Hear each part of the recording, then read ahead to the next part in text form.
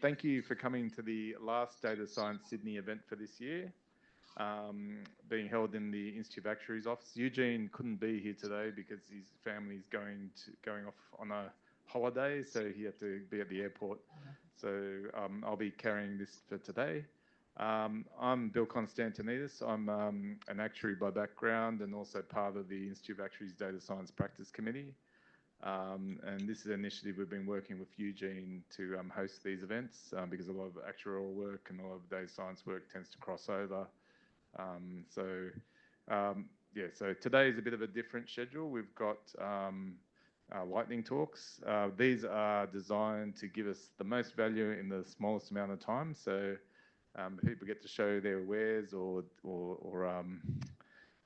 basically their ideas. So what we're aiming for is the talks are targeted at 5 minutes, but you'll get a bell at 5 minutes, a bell at 6 minutes, and then ending at 7 minutes. So there'll be a hard cut off for 7 minutes, and that's just to be respectful of everyone's time and so everyone gets a go too. And after that, we'll have question time. So save your questions to the end. And I didn't take the names of everyone who was coming up. So we've organised an order, and I'm going to have to get them to introduce themselves. So speaker number one.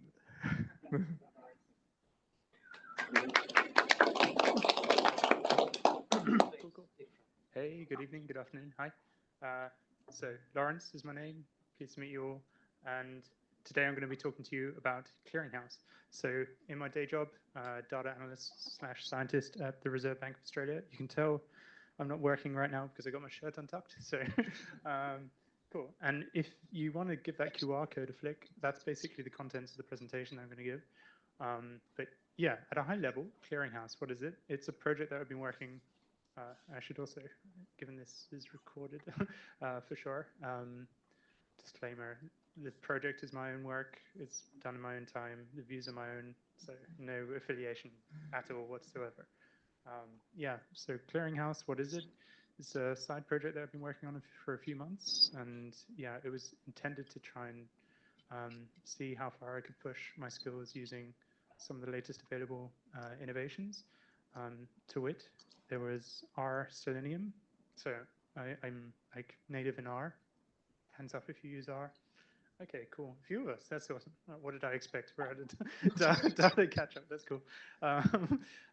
Yeah, so Selenium is basically a method by which you can basically bypass a lot of JavaScript when loading a web page, and you can effectively become like an agent online, and you can navigate and manipulate websites as if you were actually a human being instead of a bot.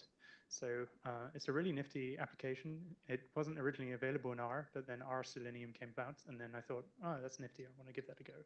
So that's what R Selenium does. What are some of the other innovations? Some of the other innovations was Quarto. So hands up if you've used Quarto. Expect, yeah, just a few more. Okay, that's cool. So Quarto is great. I was fishing around for like, okay, if I wanted to dump the contents of my website scraping, that's what Selenium is really there for, to a particular place, then how would I do that? Quarto is a great publishing tool, so it allows you to set up a website for free, and it's, from user experience, better than RPubs and a couple of others. And then how do I want to automate this? That was a third pillar. So we've got Selenium, we've got Quarto, and then automation. And automation was a bumpy road for me. So I tried first with AWS EC2 instances, and then I entered into like Docker hell, if anybody knows what a Docker is. So like trying to set up an environment in an AWS like instance was not easy. And yeah, for somebody who's native to having that, like their environment on their own PC, it's tricky. So after that, I pivoted to Task Scheduler, like this package, bespoke one in R. So it allows you to basically manipulate Windows PC. I'm looking nervously at the 5-minute timer, but see how we go. Yeah, so where does that bring us? Basically, I was with these 3 pillars. I was fishing around for data that I thought we might all be interested in. If you haven't loaded it already, I'll see whether I can just draw it up. Cool.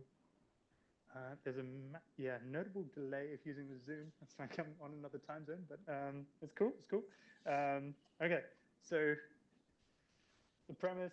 Okay, there we go. So like basic thesis of the website, but really it was just to demonstrate those three pillars that I was talking about. Is like thesis I discovered whilst trying to rent in Sydney. Again, entirely 100% entirely my views. Yeah, domain.com, realestate.com, they have real estate listings, but like you go to them and you discover that there's actually a large body of real estate or realtors who have rental listings which don't appear on these websites, and to it, consequently, a large amount of traffic just never arrives at these like little bespoke boutique realtor websites. So you can get, I've done it, cheaper rental listings as a consequence by just hitting these guys instead.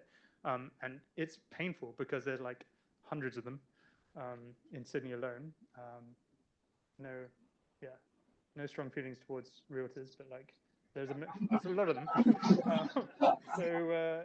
And then basically automated it, so it just basically you grab the HTML, CSS items and scrape it, and it basically runs by itself. Like I said, the third pillar, which is automation, doesn't yet work. So if you've got tips, very keen to talk or reach out, please do.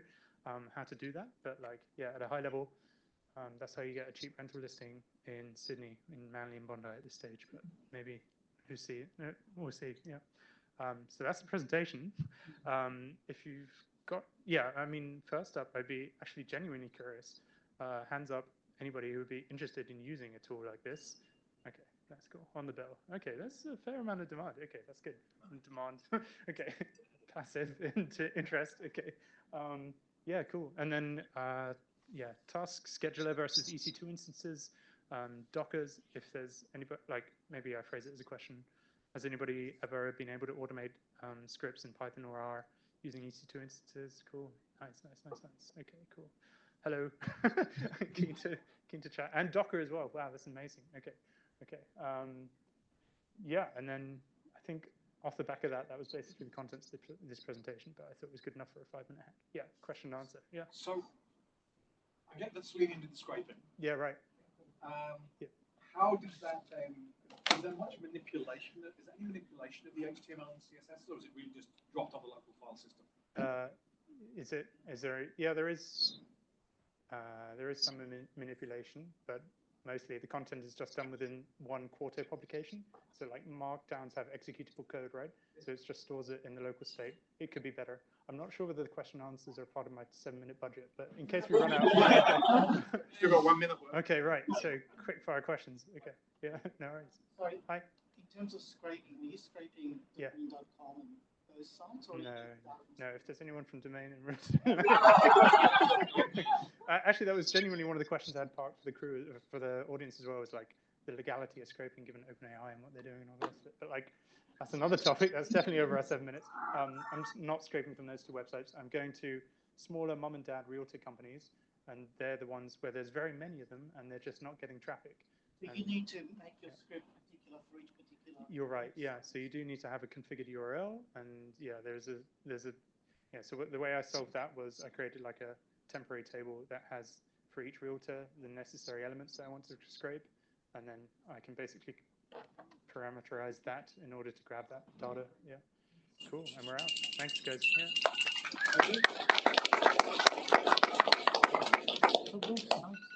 Thank you very much for keeping that to time. Speaker number 2.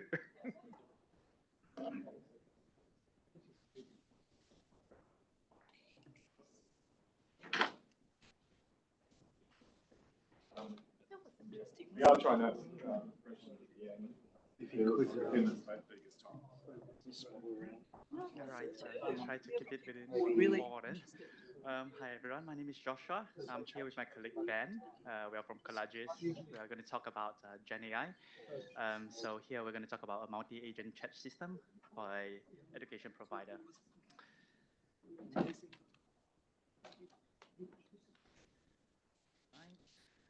So this education provider is called Cluey Learning.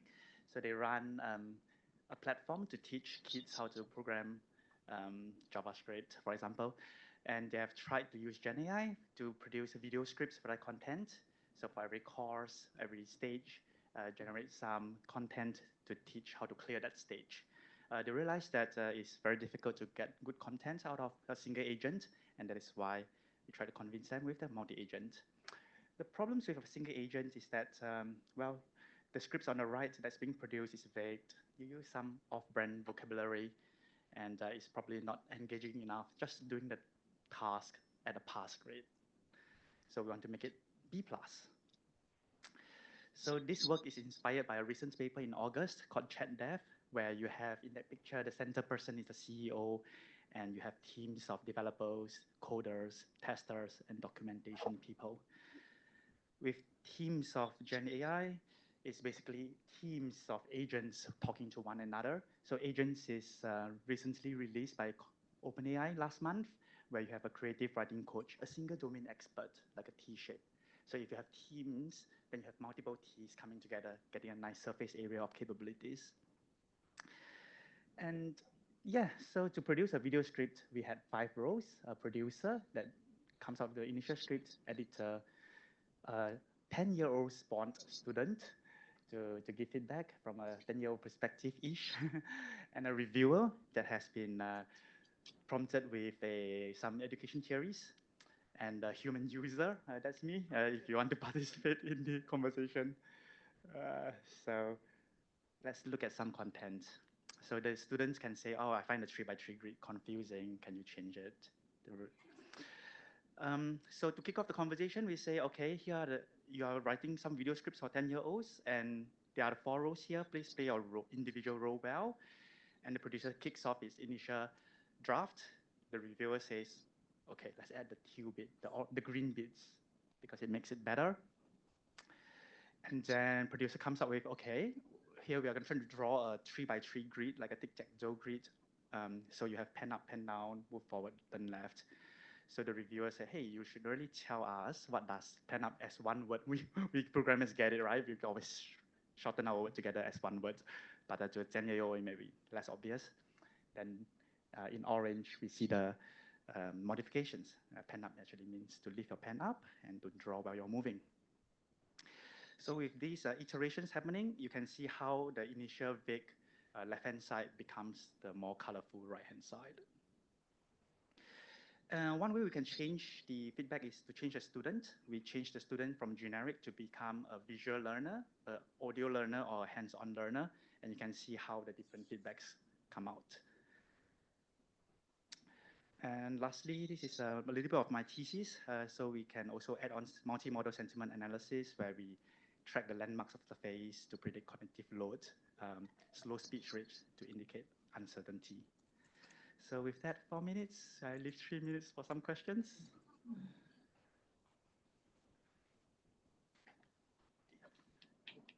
Thanks. Question on I guess a double-barreled question. So first question would be does the user, I guess the child, right, the pupil, do they enter their own text into a context window, or how does that work? Yeah, so for the student, it's actually a GPT-4.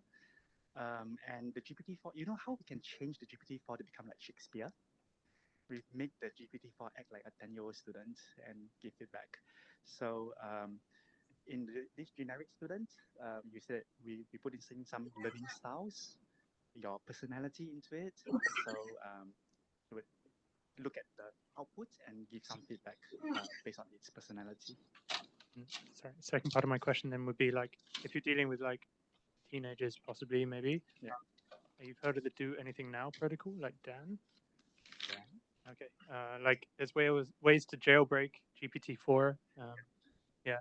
How do you avoid that problem from coming up? Yeah, so actually all these 5 agents don't face the public at all. All these 5 agents face internal users. So they are to help the video script producer come up with better scripts very quickly. But great point about risk and jailbreak, yeah.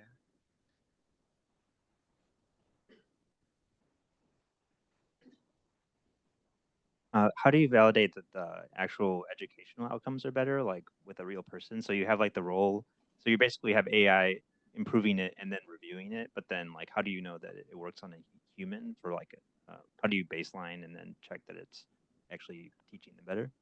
Yeah, that's a great question. I think we need to do this with the subject matter expert, the person who is doing the job now, and validate it that way. For now, as our layman interpretation, it does look much more detailed and has the kind of on-brand vocabulary from the iterations.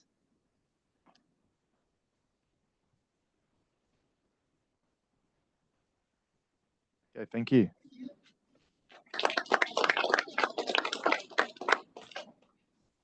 Number 3.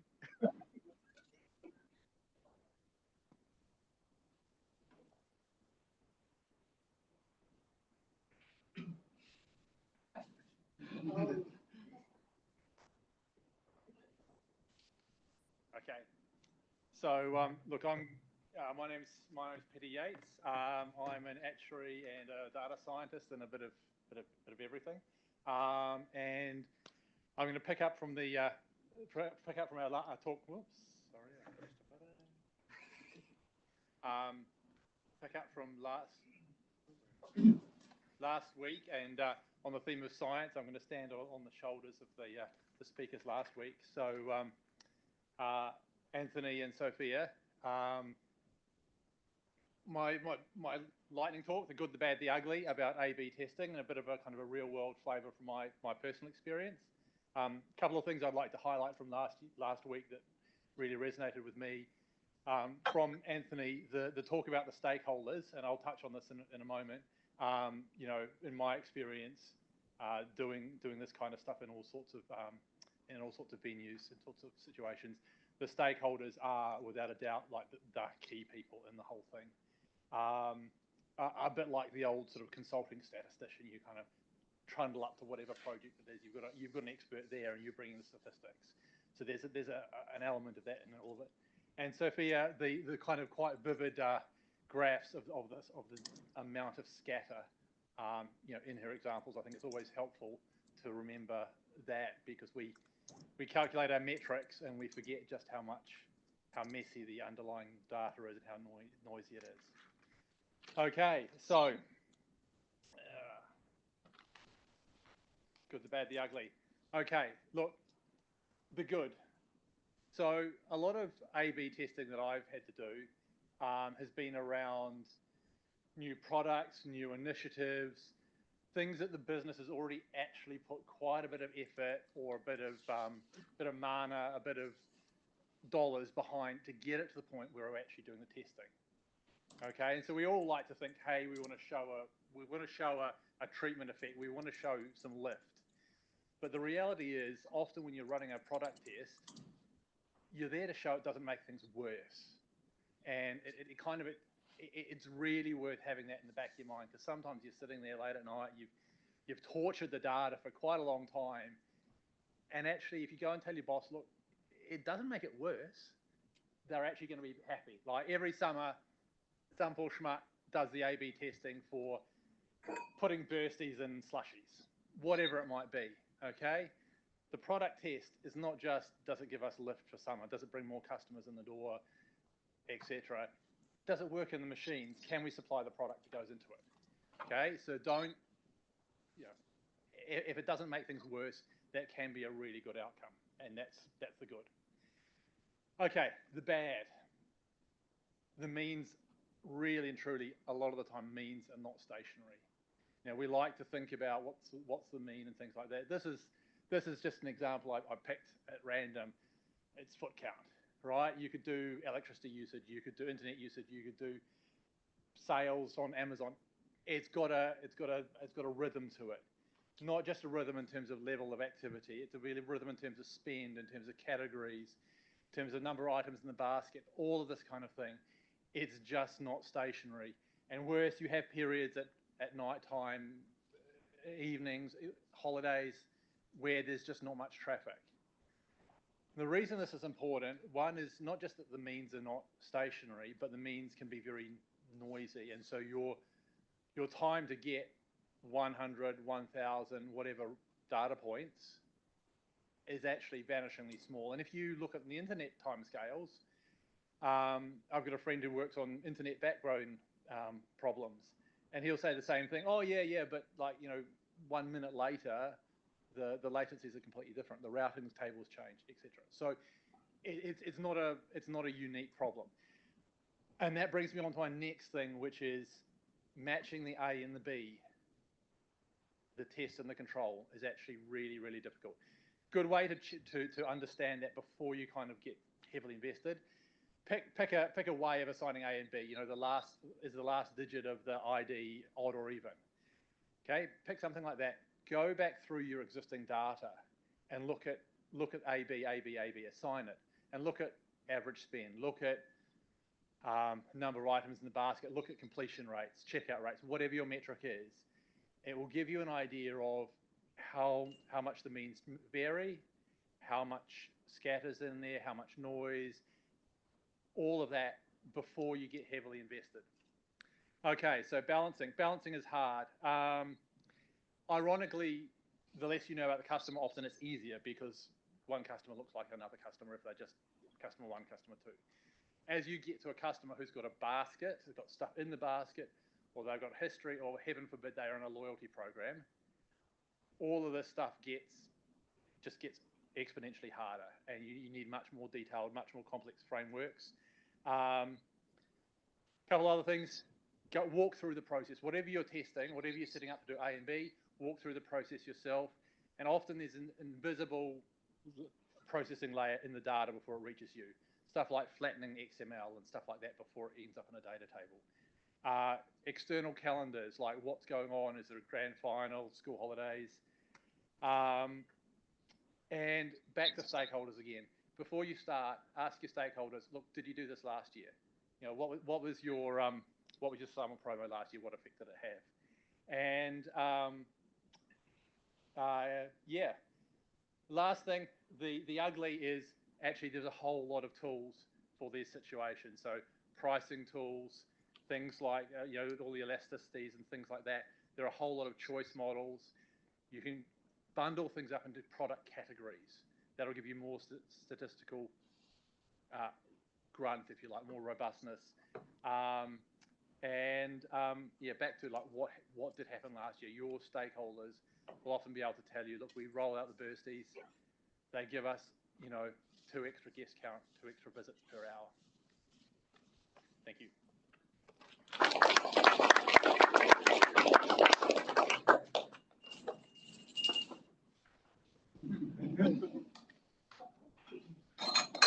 Thanks for keeping it right on time. Thank you. Okay, next speaker. Yes.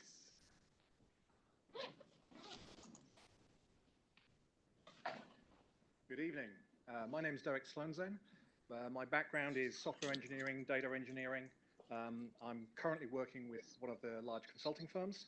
And my talk tonight, which was literally put together on the bus on the way in, is snakes in the garden. So just to make sure that this is the right kind of talk for this kind of crowd, how many of you actively program in Python? How many of you are sitting in the, keep your hands up, please. I'm going to cast the net a bit wider. How many of you are working in a room or an organization alongside people who are programming in Python? Can we get a bit further? Okay, not much further. And now keep your hand up if that includes using pandas. Given the subject matter today, that's almost going to be one of you. Okay, cool. So it's going to be really great for you guys. For the rest of you, I'm going to apologize in advance because this is very Python specific, but I think there were also lessons in here about the adoptions of new technologies and the kind of assumptions that we tend to make when taking on a new technology. So I hadn't programmed any Python of any merit up until about 4 years ago. My background before that was I'd predominantly been using C#, and I'd started using R because I liked the look of it and I wanted to try and be a data scientist, and that's what we used 4 years ago, more like 8 years ago. So, and look, and I would say still, there has been this tension between, do you use R, do you use Python? Part of what I'm going to point you at today is R is actually way more mature, and I think still a way better language for most data science. Now, there's some elements of it can't do, and you might have to resort to Python. But let's get into what some of the Python gotchas are. So take this as being lessons from the trenches from someone who was doing C#, C++, assembler language, SQL. So the first area of massive concern is pandas. So pandas only exists because of R jealousy. People saw data frames in S and R and went, we need something like that in pandas. And so, I don't know if it was graduate, undergraduate, postgraduate, but someone came up with the idea and wrote this thing for Python. Now, of course, Python has a pretty low barrier of entry to go and publish a package on pip. So it got there, people used it, experimented with, and the wildfire went out because there was no other options. But if you're going to use pandas, there's a few things that you really need to know might come and bite you on the ankle or other parts of your anatomy. So first off, don't expect good interop with anything else, including Python. Once you're programming in a pandas universe, Python is like very long chopsticks to manipulate your pandas. The two do not get on well. You'll find out why when I go a bit further. So one of the problems with the Python pandas bridge is this concept of null. It's been the bane of people in SQL for a long time. So in pandas decided that rather than use null, they didn't want to use the space of this extra flag. So we're going to use nan, because floating point has nan. Now, normally, as a mathematician, I get nan when I divide 0 by 0. That's nan. But no, pandas uses nan as its null. So what does that mean? Well, that means if you try to read in a table of integers, and one of them is null, you're not going to get integers. It's going to have to be floating point. So your data type system gets corrupted. Worse than that, if you now go and take that column and start doing operations using group by, SQL people know what group by does. They have an expectation of what that's going to do. But if one of those grouping columns has a null in it, by default, pandas will just silently throw it away. Because, of course, if you're in a notebook just doing some big data science, it's just an outlier and just ignore it, which might be fine when you're just doing back of the envelope sniffing and checking. But it's a real kick in the teeth if that ends up being production code that throws data away. Next. I talked about pandas and Python not liking each other. If you use non in Python in a Boolean context, what does it evaluate to? Python people, what does it evaluate to? True or false? False, thank you. Now put that into a pandas data frame. What did I tell you that pandas uses for its nulls? Nan. Great, so now you've got a nan. Now read that cell out of the data frame. What do you get in Python? You get a nan. What's the Boolean value of nan? True. So true is no longer true once you've got Python and pandas trying to be used in tandem. Oh, also, there's no such thing as a string type. There's no string type. There's an object type, which is any kind of native Python object, which includes strings, but it also will include Python-style integers, Python-style floating points, and your nan. So when I go and do max on a column, which is a nice, dense, NumPy-style array, but one of them was nan, or worse still, if there were no rows in a degenerate data set, max will return nan. Now you're expecting a Python type where you would normally do .item to go and get the Python value.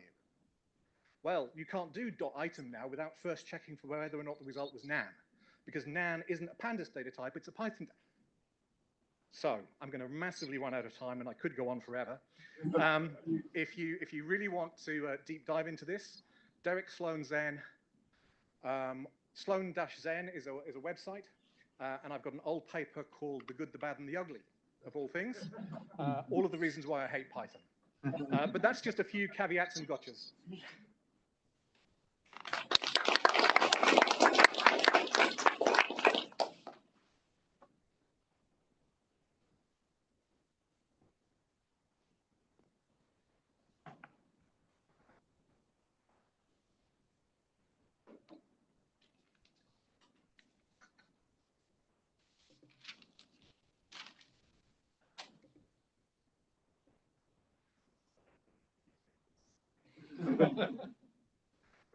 Okay,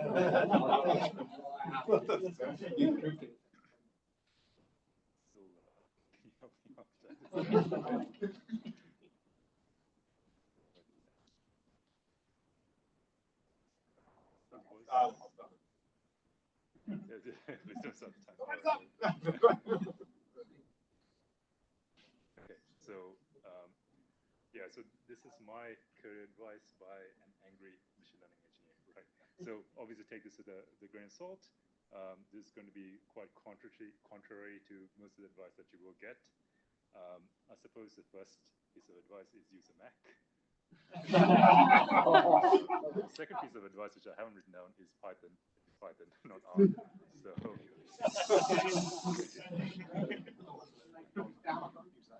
So, all right. So I'll start with the ones that I actually wrote down. So first advice: jump around. A few months ago, there was a panel here, and one of the speakers said, "Go into a career, stick around, and the money will come to you." That's not how life works. So, yeah, look around. You'll be quite surprised, especially in hard field like these days. Yeah. Okay. So, machine learning is an extremely hard job. Like personally for me, like I got to keep up with a lot of things. Make it bearable. Go to a place where you can get along with your coworkers. Yeah. Yeah, okay, this thing. So this is something that I tried to do when I was early in my career. I tried to learn back-end, front-end, Python, everything, right? So just really understand what you're good at and understand what you actually enjoy. Go deep into it, right? So don't try and learn everything, right? So don't try and learn Python and R. The point is you just don't have the time to do everything, right? So, which leads me on to, yeah, which leads me on to the next point, which is don't judge yourself by your weakest attribute. So I work at a software organization. There's a lot of things I don't know. For example, we write a lot of infra code in Terraform. I don't know Terraform. Sorry, not Terraform, Kubernetes. There's a lot of things that I don't know. I know deep learning well, and I'm really good at it. So, and I do it, and that's a good enough thing to do my job with. So go deep into one thing and one thing only. Fifth thing, work for a software company. So, yes, I do work at a software company now, but I didn't always, right? So, so what I mean by this is, at somewhere in your career, you really should work for a software-focused company because there's a lot of things that you learn, right? So, like Terraform. So, it's the point is you need to see. I personally value things in production. Things that is automated, and you will learn a lot of that, especially in a bigger software organization, to work as a team, to learn the other things like Docker, Git, all the necessary things to get your code into production, right? So the stuff that you're looking for. And you should learn that as a part of your job, not as your weekend reading. That's my personal take. Don't work for a company that doesn't do deep learning. All right, so this is very specific to machine learning, obviously. In 2023, if you're refusing to do deep learning, I mean, like, especially with all the things that's happened this year or in the past 6 months alone, you still think deep learning is hype. Look, I think you better look somewhere else. Right? Network, right? So as opposed to network, present, make yourself visible, right? So it's something that you should always be doing, even within your organization, right? So this is great, sure, but everywhere, just make yourself visible, get out there. That's the way that you progress. Oh, this for the interviewers. Now, if you are one of the interviewers who love to pick on people, right? So these interviews are not a chance for you to flex, right? Your abilities. You're trying to assess a candidate, not the other way around, right? So you're trying to bring in something new to your organization. So I've had a few terrible interviews. This is why I had this in there. Okay, so just coming to the end, the last thing I would say, pay for ChatGPT and Copilot, right? It's worth every single cent. I've done some scraping myself. Beginning of the year, I knew nothing about scraping. Now I'm supposedly expert at scraping. So mostly because I prompt engineered my way through this, right? And Copilot, it just saved me so much time. I actually write tests using Copilot. I used to hate writing tests. Just say, hey, here's the code, write a test for me. And last thing, this is more of a thing that I like. So the past year alone, like I've read these 2 books, amazing books. Just general advice, just read it. Yep, that's me.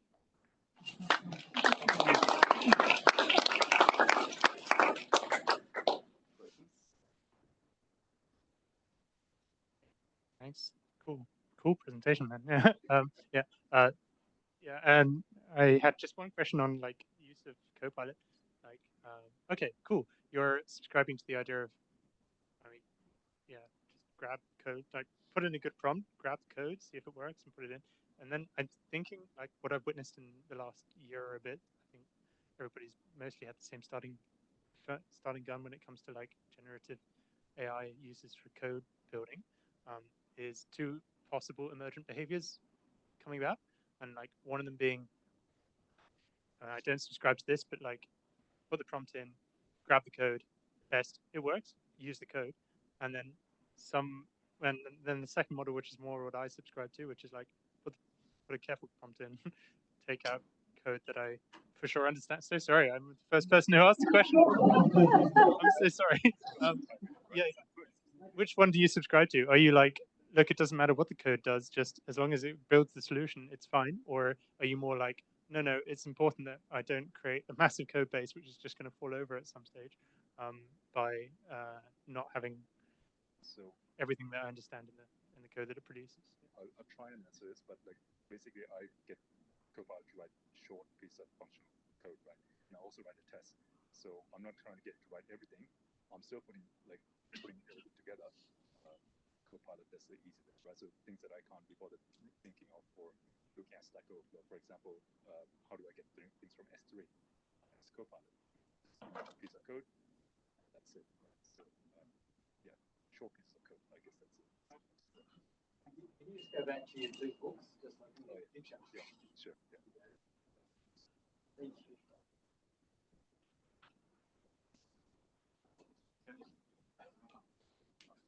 Lead questions over here. Yeah, sure.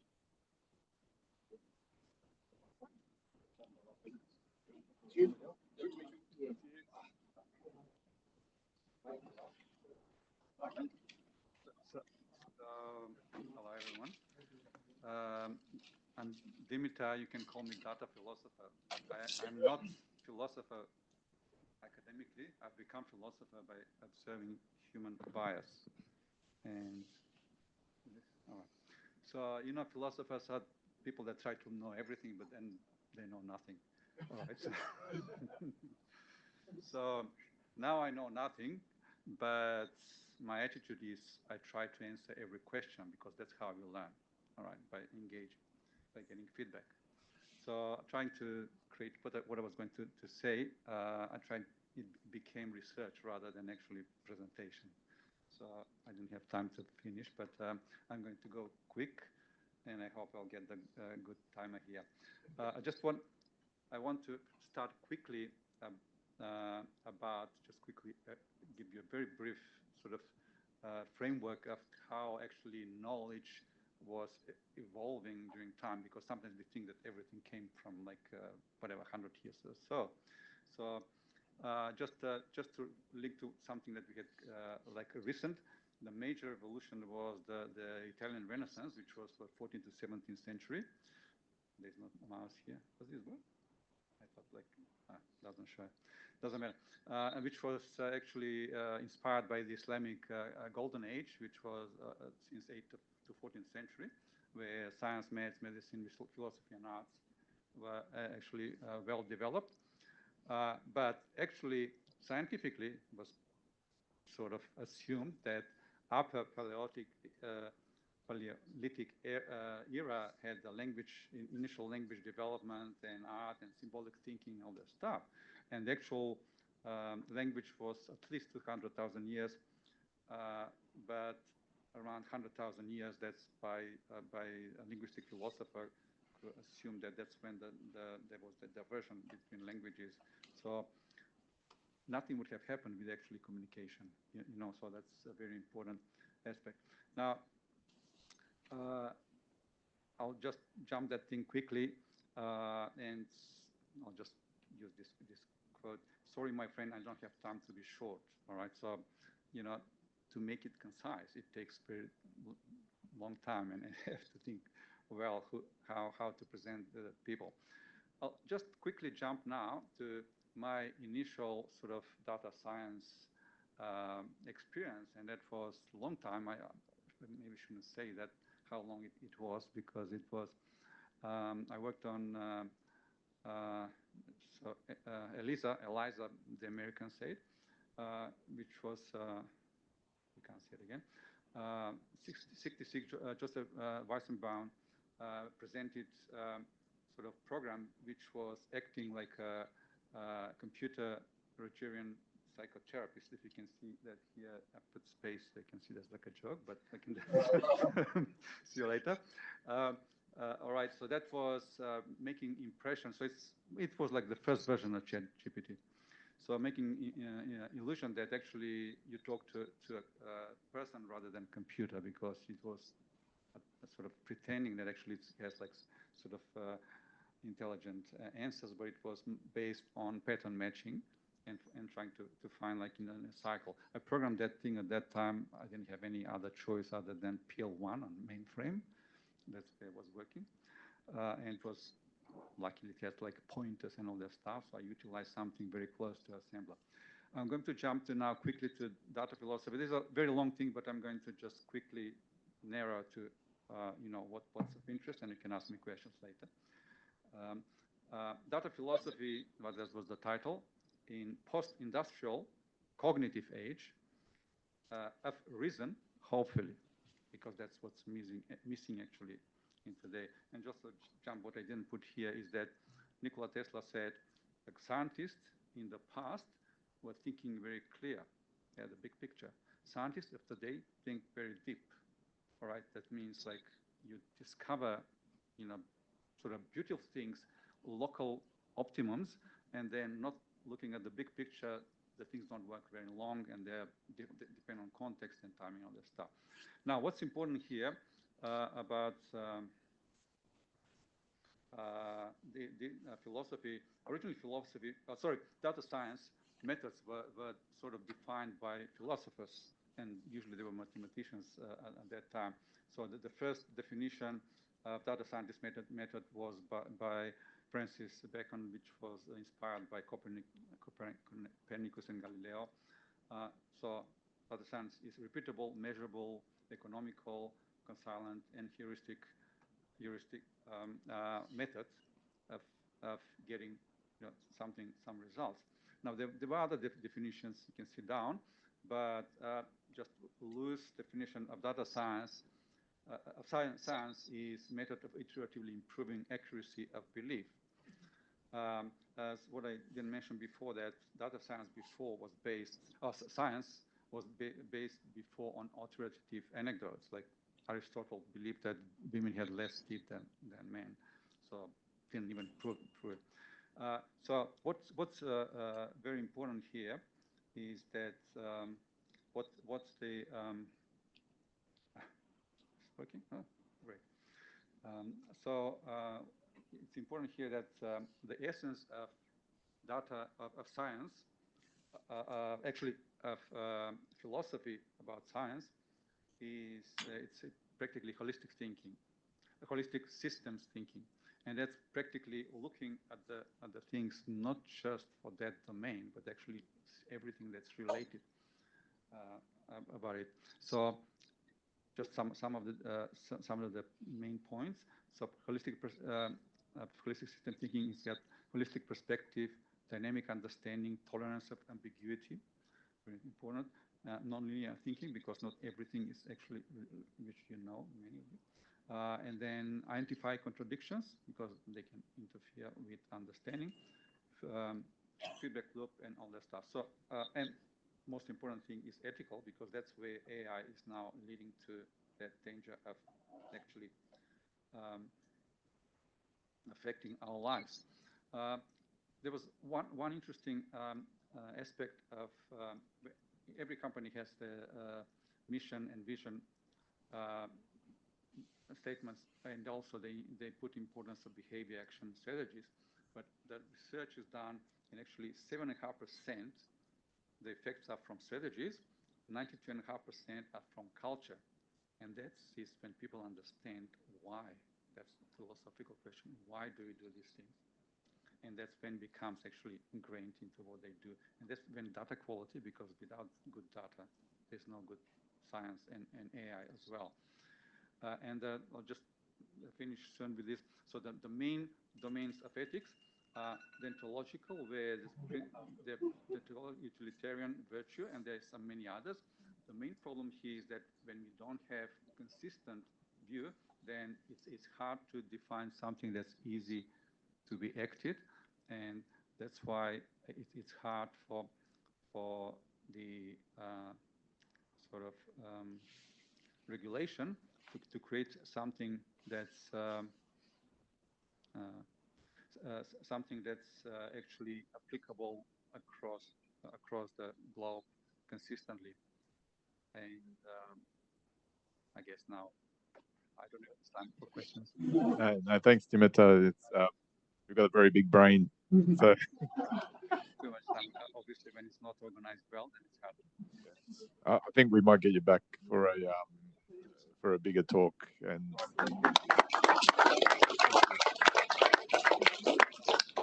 okay, questions. So, are there any questions from anyone from any of those talks that people want to hear more about?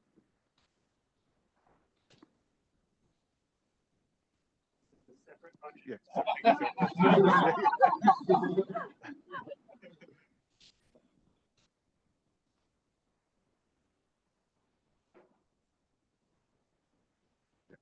Just a question about that last one, about the ethics and AI. If humans can't agree themselves on common ethical principles, how can we then apply this to any system we build like AI? In fact, wouldn't the AI give us a new system of ethics that maybe we should adopt?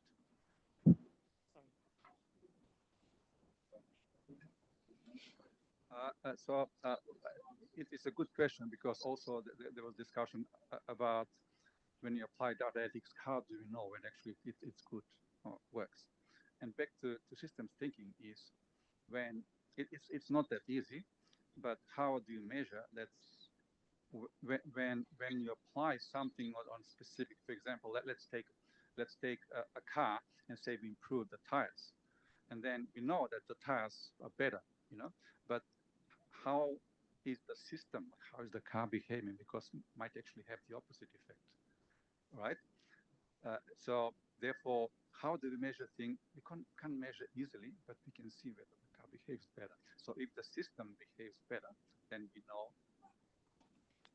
And there's some sort of scientific research which says like it's improving, people feel better. Now, what's important here, I mentioned here, I mentioned here that there are different methods.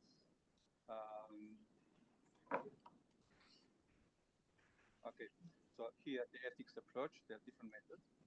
And here I mentioned those are the major ones, but like there's no consistency. There's at the moment there is an initiative which was a bit late to define regulation for AI. So at the moment, European Union is focusing more on privacy, so practically what not to do, but it's not that easy. So I think at the moment the most advanced is China, who is actually focusing on our application. So based on the things, for example, sustainability or global impact, then the developers know that actually their purpose is to produce something that serves people, not for profit only, all right? And then it's a clearer sort of motivation of what is actually going to last, that their effort will be actually long-lasting rather than develop something and then in Europe they say, oh, you can't do that anymore, like Apple has been doing like lots of things. And now they say, sorry, you can't do that anymore. We have our rules, and then many things feel fair. All right, so I hope that's like at the beginning, because it's like very, very complicated.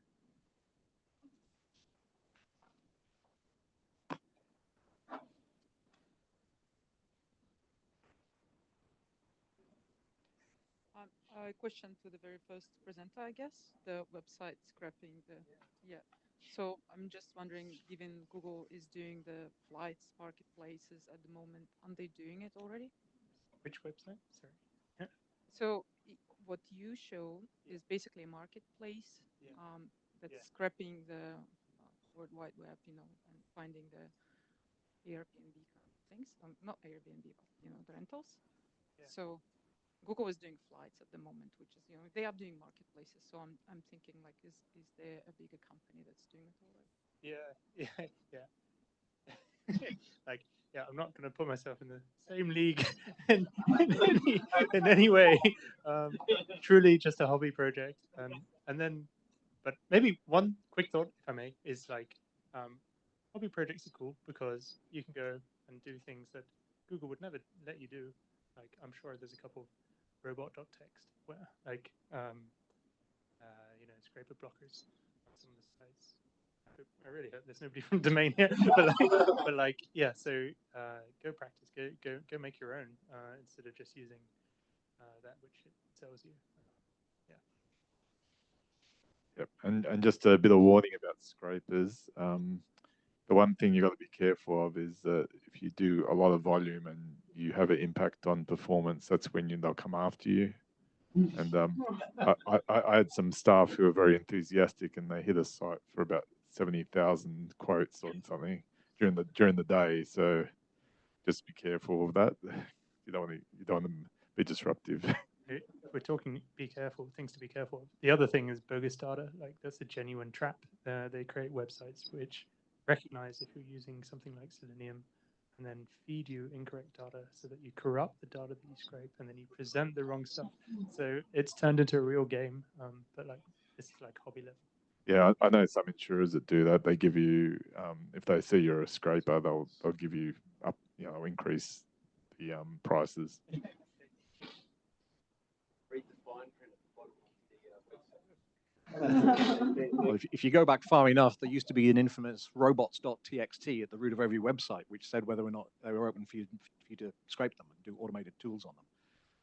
Probably nothing much is looking at that anymore, given the world we're in. However, what I would be interested in is whether or not you've thought about actually approaching some of these independents and going, hey, look, I've got this. It's proof of concept. It was to help me find a rental place. And if you want a chance of standing up against the big boys, are you interested in being part of a consortium where we actually go and try and stand up a combined website of a consortium of independents and actually start being a challenger for them? But you basically go to them and go, I'm going to do this for you almost for free, but I am scraping your site. I am going to republish it. I'm going to try and make some money out of it by, I don't know, adverts or whatever. But I'm going to drive you more traffic as well.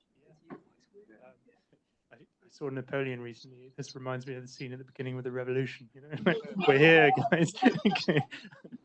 Domain and realestate.com.au. Yeah, I have wondered a little bit about where this product might fit in a market, and if it, like, there's two basic approaches. One would be buyer-driven, or like rentee-driven, and the other would be renter-driven. And then you'd be trying to get basically income from either the realtor or the rentee. Yeah, but genuinely, it's just private. And I thought, it literally came up today, and I was like, okay, I might have something that sparks a couple questions, but yeah, I haven't. Yeah, if you want to collaborate, let's go. Yeah, because there are models out. Sorry, must be under the speaker.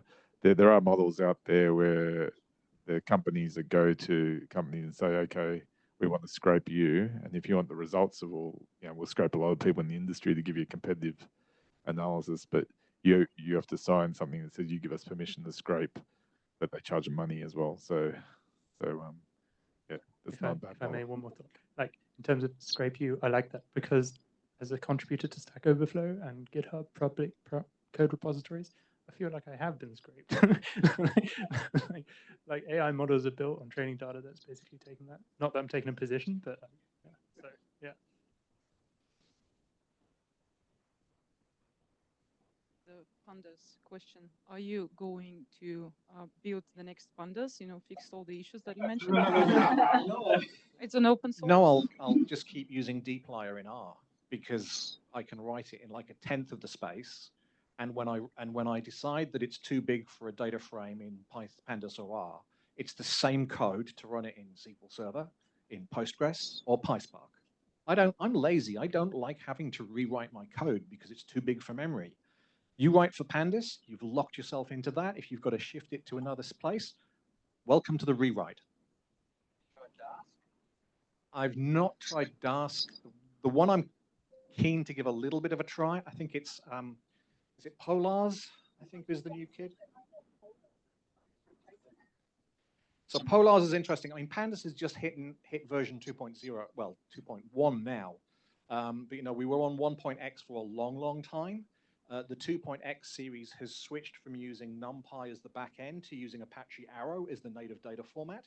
And I believe as a result of that, their null treatment is a lot more grounded now. But I've just not had the cycles to go and play and validate all of my old tests against Pandas 2.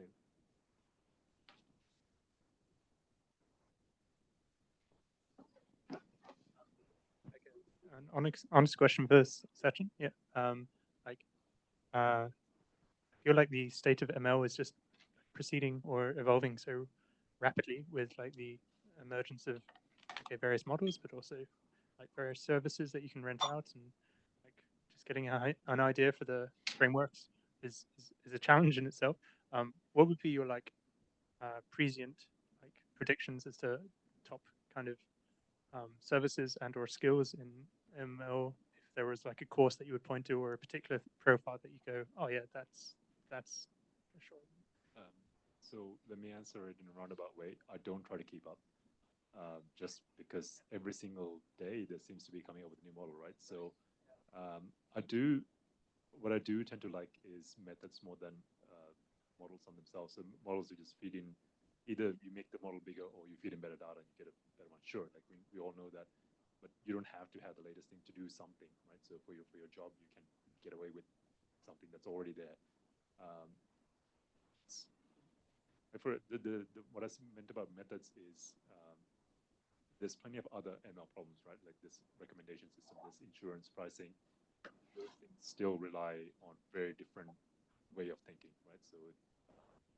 So that's why I don't bother. Like that side still hasn't changed. Sure, there's big hype about it. There's a huge excitement about all the latest and greatest.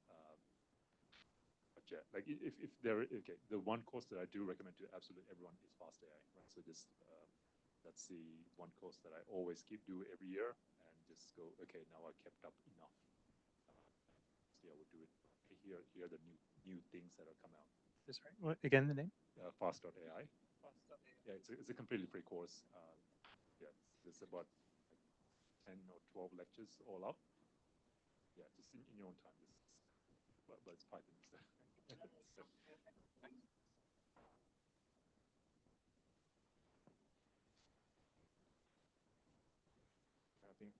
Any other questions before we close off? So back to the scraping. I got to ask this, and this is heresy coming from me. Did you consider trying Python instead of R? Yeah, it honestly started out as like I wanted to try and build a project in Python entirely, and then I defaulted. Yeah. So I'm just imagining, you know, Python is a great general purpose language, and it's got some fabulous stuff for web scraping and, you know, analyzing the HTMLs and whatever with beautiful soup. Would probably fit your universe more comfortably than R did. But hats off to you for pursuing with R. Oh, you can get anything in Python. It's just how well it works with anything else in Python. The other comment on the scraper. Part of me is itching to standardize the addresses as well. The addresses? No. There there are existing methods and existing ways to do that. And the point is then that you've got your address will User feedback. Yeah, no, but yeah, because there are existing ways and tools. You don't need to invent it yourself. But then your version of the address will match someone else's version of the address. GNAF. GNAF, I think, is the thing. And it used to be a massively expensive paid-for piece, but it's now been opened up. You can just subscribe to it, get it. Use Python and use GNAF. Okay. Thanks, guys. Thank you. Okay. Yeah.